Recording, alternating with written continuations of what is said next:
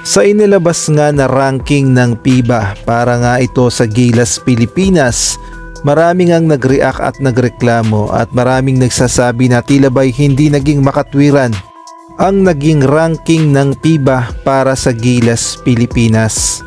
Kung atin kasing titignan ang naging ranking ng FIBA sa Asia, halimbawa na lamang itong Australia na number 7 sa FIBA World Ranking at ang Japan ang taas ng tinalon, number 21 na sa FIBA World Ranking at ang New Zealand ay number 22 sa FIBA World Ranking. Dito nga sila nagtataka, ang Iran hindi man lang nakapasok sa Olympic Qualifying Tournament ngunit number 28 sa FIBA World Ranking. Samantalang ang Lebanon ay deserve naman dahil nakapaglaro naman ito at nakapasok sa Olympic Qualifying Tournament. At ito pa nga ang isang kino-question na ang China number 30 sa FIBA World Ranking. Mantakin nyo, 2 beses nating tinalo yan sa FIBA World Cup at sa Asian Games tapos hindi pa sila na-qualify sa Olympic o sa Olympic Qualifying Tournament ngunit mas mataas pa sila sa Pilipinas number 30.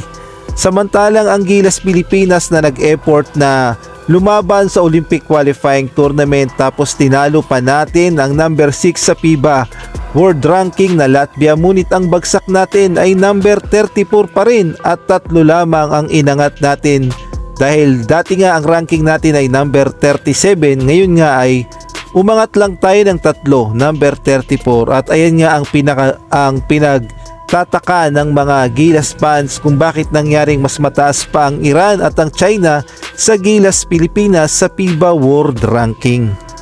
Kaya naman sa naging ranking nga ngayon ng Gilas Pilipinas at mas mataas pa nga itong Iran at ang China, maraming ang nagreklamo at nag-react na mga Gilas Pilipinas fans at hindi nga sila makapaniwala sa ibinigay na ranking ng FIBA sa Gilas.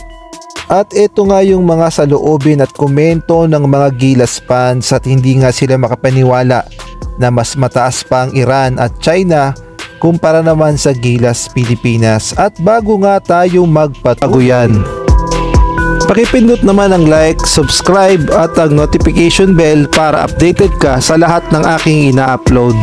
At kung gusto mong magpa-member sa aking channel ay pindutin mo lamang ang join at automatic ka na sa mga shoutout.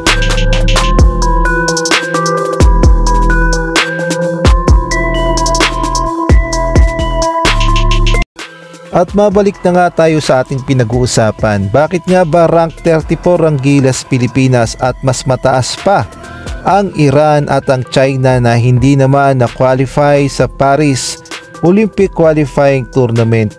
Well, kung atin kasing titignan ang kani-kanilang record sa Olympics, halimbawa na lamang itong China, ito nga ang kanyang record sa Olympics. Ganito pala karami yung appearance ng China sa Olympics: 1984, 1988, 1992, 1996, 2004, 2008, 2012, 2016, 2020 at eto lang 2024 hindi sila nakapaglaro sa Olympics. Kaya naman kung yung pinagbasihan ng FIBA yung appearance ng China, mas angat talaga sila sa Pilipinas.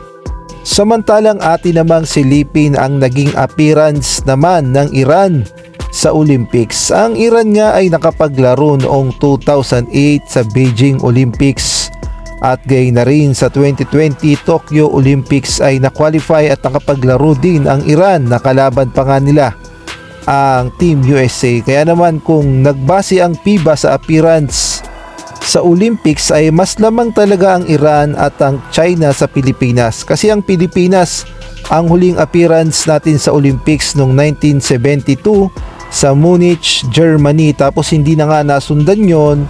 So lumalabas na 52 years na tayong hindi nakababalik sa Olympics. At pagdating naman sa FIBA World Ranking ay paiba-iba naman ang nagiging ranking ng Pilipinas. Depende nga yan sa lineup ng mga players at gayon na rin sa coach na humahawak.